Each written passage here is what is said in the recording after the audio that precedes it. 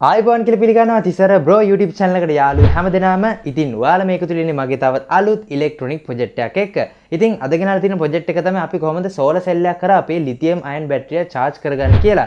ඉතින් ලිතියම් අයන් බැටරිය එක්කම සාමාන්‍ය වලට මතක් වෙන්නේ 18650 බැටරිය. ඉතින් මෙන්න මේ 18650 බැටරිය අපි කොහොමද charge කරන්න කියලා තමයි බලන්නේ මෙන්න මේ සෝලර් සෙල් එකක් කරා. ඉතින් වීඩියෝ එක යන කලින් මතක් කරනවා මගේ channel එක අලුත් කෙනෙක් නම් අනිවාර්යෙන් පහළ නතු බඩ බඩන ඔබලා subscribe කරන්න. ඒ වගේම මතක තියාගන්න පහළ තියෙන bell notification එක දාලා තියෙන මම දාන මේ වගේ අලුත් වීඩියෝ ඉක්මනටම ඔයාලා ළඟට ගෙන්න ගන්න පුළුවන් වෙන්න. එහෙනම් අපි වැඩි කතා නැතිනම් අපේ මෙන්න මේ සෝලර් සෙල් එකක් කරා අපි කොහොමද අපේ ලිතියම් අයන් බැටරිය එහෙම නැත්නම් 18650 බැටරිය charge කරගන්නේ කොහොමද කියලා මේ වීඩියෝ එකේ. මේ තියෙන අද මම ප්‍රොජෙක්ට් එකට යොදා ගන්න කොටස් ටික. ඉතින් ඉස්සෙල්ලා මම ඔයාලට හඳුන්වන්න මාගාව තියෙනවා සෝලර් සෙල් එකක්. ඉතින් මම මේක පරණ ලෑම්ප් එකකින් ගලවගත්තේ මේ සෝලර් සෙල් එක. ඒ වගේම ඔයාලට බලා ගන්න පුළුවන් මට 18650 බැටරියක් තමයි මේ සෝලර් සෙල් එක හරහා charge කරගන්න ඕන. ඉතින් ඔයාලා පේනවා ඇති මේ 18650 ලිතියම් බැටරියක්. ඉතින් මේකේ වෝල්ටේජ් එක 3.7ක් තියෙනවා. ඉතින් ඒක මම සම්බන්ධ කරගන්න මේ වගේ 18650 බැටරි හෝල්ඩර් එකක් අරගෙන දිනවා.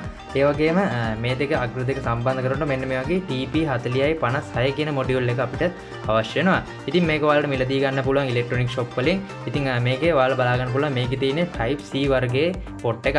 ඉතින් ඔයාලා බලා ගන්න පුළුවන් micro USB පොට් එකක් මේකට එනේවා තියෙනවා. ඉතින් කොහොම වුණත් මොඩියුල් එක දෙකම එකයි.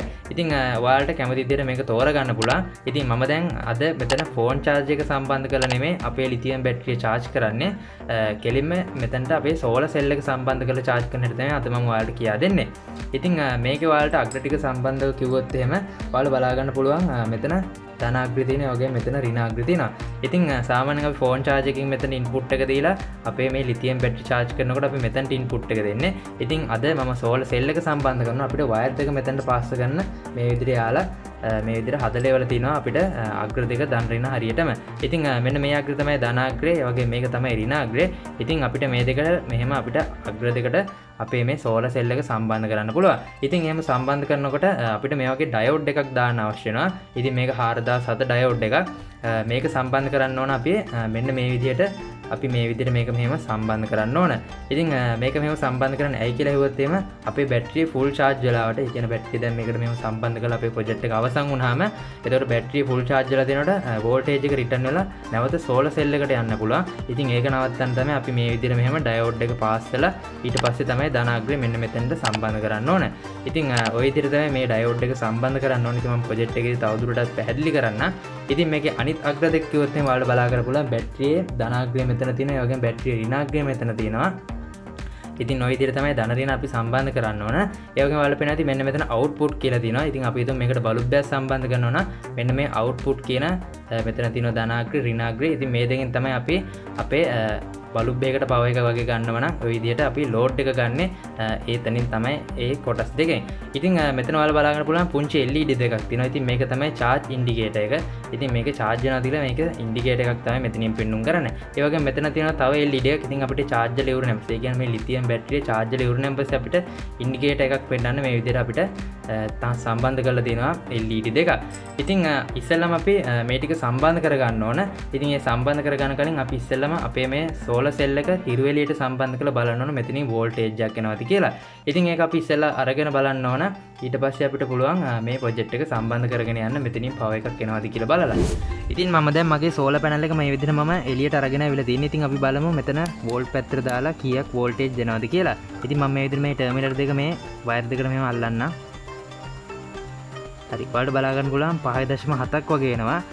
ඉතින් මේක වැඩි වෙනවා ඉරේලිය වැඩි වෙන්න. ඉතින් සාමාන්‍යයෙන් අපිට ලිතියම් බැටරිය charge කරන්න 5.4ක් වගේ තිබ්බත් ඇති. මොකද 3.7ට වඩා වැඩි වෙන්න ඕන නිතරම වෝල්ටේජ් එක. ඉතින් මේ විදිහට මේකෙන් 5.8ක් විතර වගේ එනවා. දැන් 7යි 8ක් විතර වගේ වෙනවා. ඉතින් මේකේ ධන ඍණ හොයාගන්න පුළුවන් අපිට මේ විදිහට මම දැන් මේ විදිහට හරියටම සම්බන්ධ කරාම ඔයාලට බලා ගන්න පුළුවන් මෙතන මොකුත් මාක් එකක් වෙලා නැහැ. අපි තුමු මේ අග්‍ර දෙක මේ විදිහට මාරු කළා. ඔයාලා බලා ගන්න පුළුවන් මෙතන ඍණ ලකුණක් වෙලා තියෙනවා මේ දෙකේ අග්‍ර දෙක මාරු වෙලා කියලා. ඉතින් මම මේකේ ධන අග්‍රය හරියටම හොයාගන්න මේ විදිහටයි. ඉතින් මේ විදිහට අපිට පවර් එක එනකොට ඔයාලා බලා ගන්න පුළුවන් ධන අග්‍රය මෙන්න මේ පුංචි ඉරක් තියෙන. ඉතින් මේක තමයි අපේ ධන අග්‍රය. ඉතින් ওই විදිහට තමයි වෝල්ටේජ් එක එන්නේ. ඉතින් අපි දැන් මේක අපේ මොඩියුල් එකට සම්බන්ධ කරලා බලමු. ඉතින් ඔයාලා දැක්ක අපි කොහොමද මෙන්න මේ සෝලර් සෙල් එකේ ධනාග්‍රය හොයාගන්නේ කියලා. ඉතින් ඔයාලට මතක ඇති මම එතන එළියෙන් නම් පෙන්නුවා ඔයාලට මේකේ ධනාග්‍රය. ඉතින් මෙන්න මේ පුංචි සුදු පාට ඉරක් වගේ වැදිලා තියෙන. ඉතින් ඒක තමයි අපේ ධනාග්‍රය. ඉතින් මේකට අපේ ඩයෝඩ් එකේ ධනාග්‍රය පාස් ගන්න ඕන. ඉතින් ඔයාලට ඩයෝඩ් එකේ ධන ඍණාග්‍රය දෙක දැන් ඔයාලට බලා ගන්න පුළුවන්. ඉතින් මෙන්න මේ පුංචි ඉරක් තියෙන මේ පැත්ත තමයි ඍණාග්‍රය. ඊට පස්සේ අනිත් පැත්ත තමයි අපේ ධනාග්‍රය. ඉතින් මම මේ ඩයෝඩ් එකේ ධනාග්‍රය මේකට මෙහෙම සම්බන්ධ කරන්න. හරි. ඊට පස්සේ මේ ඩයෝඩ් එකේ ඍණාග්‍රය තමයි අපේ මොඩියුල් එකේ මෙතන තියෙන ධනාග්‍රයට සම්බන්ධ වෙන්නේ. ඉතින් එතකොට තමයි අපිට හරියට මේකේ කනෙක්ෂන් එක වෙන්නේ. ඉතින් මේ විදිහට අපිට සම්බන්ධ කරගන්න පුළුවන්. මම මේක මේ විදිහට මෙහෙම සම්බන්ධ කරගන්න. ඊට පස්සේ අපිට පාස් ගන්න තමයි තියෙන්නේ. හරි. ඉතින් එතන පාස් කරනකොට අපිට අපේ ඍණ ලයින් එකත් මෙහෙම සම්බන්ධ කරගන්න පුළුවන් මෙතනට. මම ඒකත් මේ විදිහට මෙහෙම සම්බන්ධ කරගන්න. ඒකත් අපි පාස් ගන්න ඕන. ඉතින් ඉස්සෙල්ලා මේ දෙක මම පාස් කරගෙන ඉන්නම්.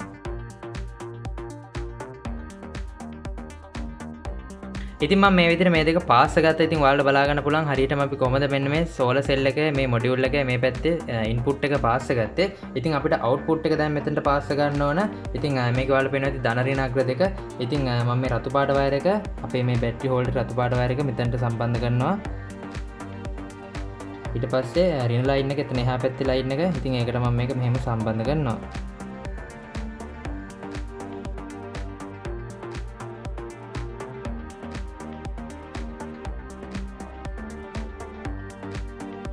ඉතින් මේ වෙනකොට මේකේ ඔක්කොම කනෙක්ෂන් අපි සම්බන්ධ කරගෙන තියෙන්නේ. ඉතින් මම ඔයාලට නැවත පොඩ්ඩක් පෙන්නන්න අපි කොහොමද මේක සම්බන්ධ කරගත්තේ කියලා. ඉතින් මෙතන තියෙන්නේ අපේ ධනාග්‍රය. ඉතින් මෙතනට අපි ඩයෝඩ් එකේ ධන ඍණ තමයි මෙතන තියෙන්නේ ධනාග්‍රය. මෙතන ඍණාග්‍රය ඩයෝඩ් එකේ. ඉතින් අපි සෝලර් සෙල් එකේ ධනාග්‍රය තමයි මෙතනට මෙහෙම සම්බන්ධ වෙන්නේ. ඒ වගේම සෝලර් සෙල් එකේ ඍණාග්‍රය තමයි මෙතනට සම්බන්ධ වෙන්නේ. බැටරි හෝල්ඩර් එකේ ධනාග්‍රය ඔයාලට බලා ගන්න පුළුවන් මේ B+ කියලා තියෙන්නේ. B- කියලා තියෙන්නේ මේකේ ඍණාග්‍රය.